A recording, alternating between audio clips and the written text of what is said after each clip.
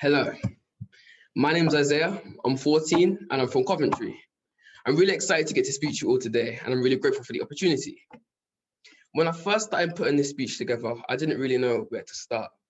I actually worked with my mentor and my manager Ahmed here from PYF, my local youth organization, and he asked me a few questions to try and get me thinking. His first question to me was, who am I?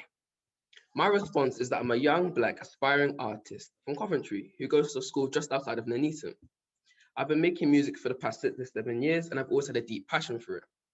I got into music as a child, using lyric writing to express myself in ways when I was feeling sad or angry and struggled to articulate myself.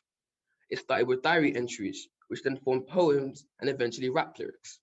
I took the opportunity and my love for music to create a name for myself and really honed in my natural talent. I'll play you the track that I made during lockdown. It's linked to what I wanted to talk to you about here today. Here's a little clip. Trends. Isaiah, how important is it that the conversation happens? This will change, or this will improve, or can you say that? So what do you think needs to be done to make sure it is spoken about more?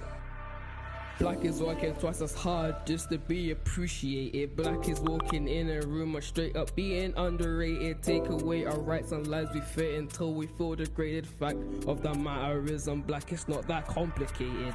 We fight for rights and lives we try to hide from all police and press. It says to stop the riots, but they know that we can never rest.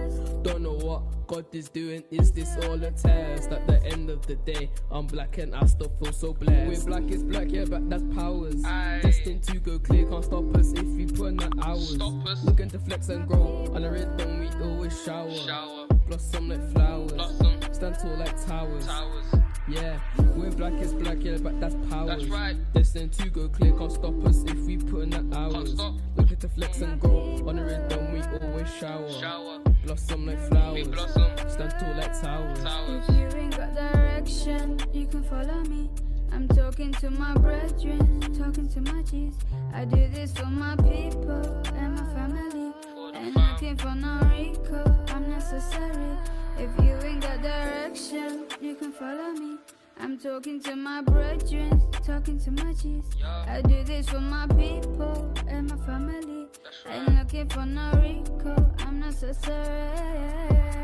So what, I'm in a big crowd, walk around in a huddle. Does it mean you have to pin us down? Well, we don't even struggle. We don't. Single Black moms with 3 jobs, they have to juggle. Lives are all messed up, voices being drowned in puddles. What does it mean to be Black? Let me give you all the facts. Hoodies up straight away, they think you're in a gang. They think you got a gun or that you're holding contraband. Cause my hands in my pocket, they assume I got a shine. Gold, beautiful, excellent, strong and educated business owners and dads, but yet we're underrated. End of the day, you know that I'm glad when I know I've made it. End of the day, you know that I'm glad when I know I've made it. We're Black is Black, yeah, Black, that's powers. Destined to go clear, can't stop us if we put in the hours.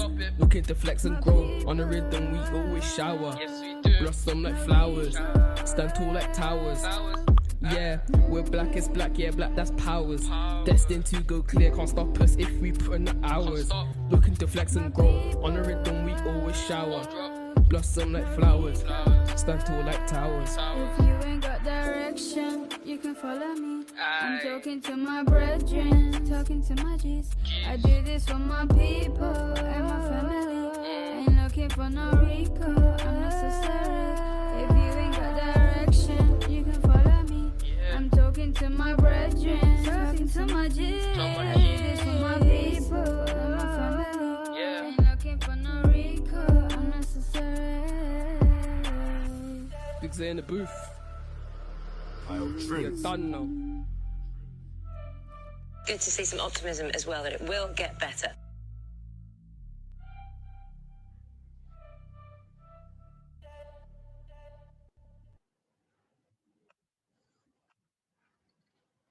Thank you. Now, you might be wondering why it's important that I'm talking about these topics today. Well, because how often, in all honesty, do you hear 14-year-old boys like me talking to people like yourselves in these kinds of topics? Not hearing from people like me is a problem. Why is it a problem, you might be asking? Or because a lot of you here can't actually relate to my experiences or I have to deal with on a daily basis. A lot of you may have never experienced it or may even be blind to it. Is it your fault? Or maybe yes, or maybe no. But regardless, we're here to talk about it today. I had a few key points I wanted to touch on today, and one of them was about schools. People my age will tell you that some school teachers view certain students in a particular way. From their first glances, they're stereotypically seen as not smart or as troublemakers. From my experience, people from certain backgrounds get treated differently to white British people, and this is especially true in schools. A single type of behavior is regarded and treated differently depending on the color of someone's skin. Two kids laugh hysterically. One is seen as joyful and happy, or one is seen as too loud or threatening. Statistically speaking, people from non-white backgrounds are far more likely to be excluded from schools. Some would say this is due to unconscious bias that held from teachers or microaggressions that take place in schooling environments. I feel there's not a lot of understanding around race and about different people's backgrounds. A lot of teachers from white British backgrounds can't relate to certain things that Black people experience on a daily basis. This makes their views on how to address certain situations very narrow.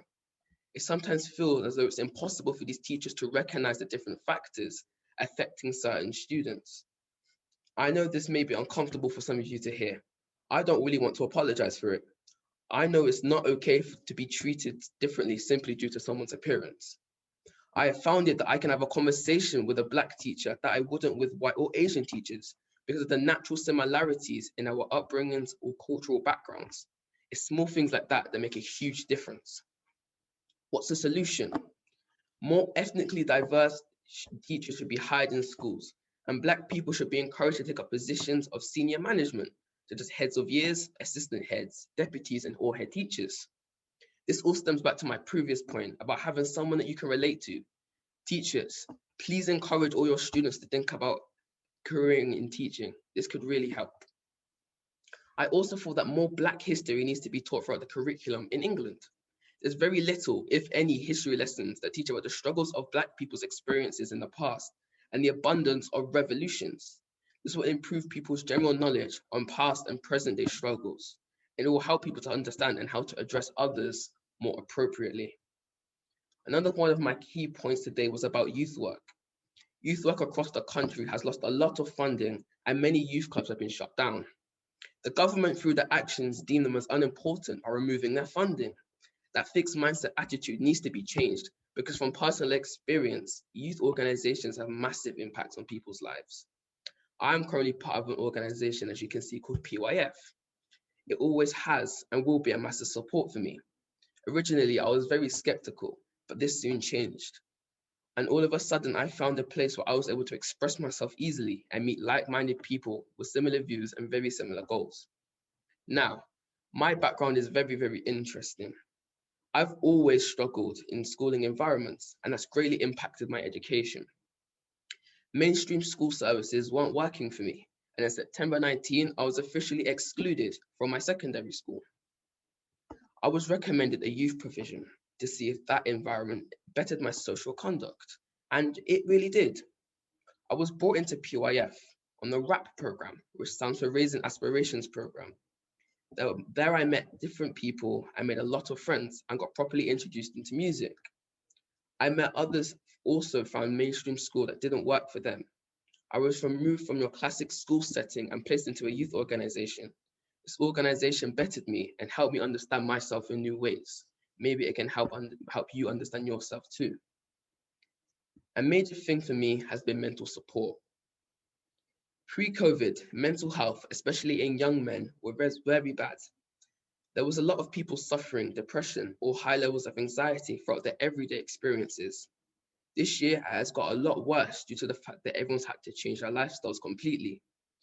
Prevention of any issue from an early age can help people understand that the world changes and how to cope mentally and physically with these. Self-awareness, self-esteem, and self-worth are all linked to this and should be taught in schools from a young age. Being able to understand yourself and value yourself will help many people. Social media can control young minds very, very easily. Adults to people this all the time, but social media isn't going to go anywhere. Knowing who you are can help shield you from being controlled by potentially dangerous or even people that you know, such as your peers from schools or others throughout society. I shared a lot with you today about my own personal experiences and my thoughts. Here are some final thoughts on what I'd love to see change. I know that I can't change the world on my own, but I know that we as a collective can. Racism is racism, whether it's about culture, ethnic backgrounds, religion, or anything else. Being racist literally means being discriminatory about someone's natural or unchangeable circumstances. So when someone goes out of their way, either consciously or subconsciously, to act racist, it's all just very wrong. From racism to oppression to white privilege, all needs to be recognized and taken out of our everyday society. Anyone from any community with any type of power can make a difference. If you go and tell your colleague what they could do to help, that colleague could pass it on to another person, and the cycle goes on, and a spiral of change could easily slowly develop. I'm not saying racism as an action or as a word will be abolished and forgotten, but it needs to be minimized to the point where people won't look upon it naturally anymore. I can say from certain experiences that we're treated as second-class citizens. I can see that this must stem back to deeply normalize racism. That needs to be changed. As a person, I could be suffering from conditions either mentally, physically, or very importantly, domestically. This could be overlooked due to the color of my skin. We don't need nor deserve any more pressures to worry about that are just going to make our lives harder. As a Black person, things are already hard economically and socially just because of the way the world works. It's just unfortunately how things are. Change isn't something that needs to be considered anymore. Change is something that just needs to be done. The world is going to evolve and change anyway, and if you want to be a part of it, that's down to you. I know it's possible. You know it's possible. So please do your bit. The last of my slides is my call to action. 5 simple things that you can start doing from tomorrow. Thank you very much for your time. I hope this meant something to you.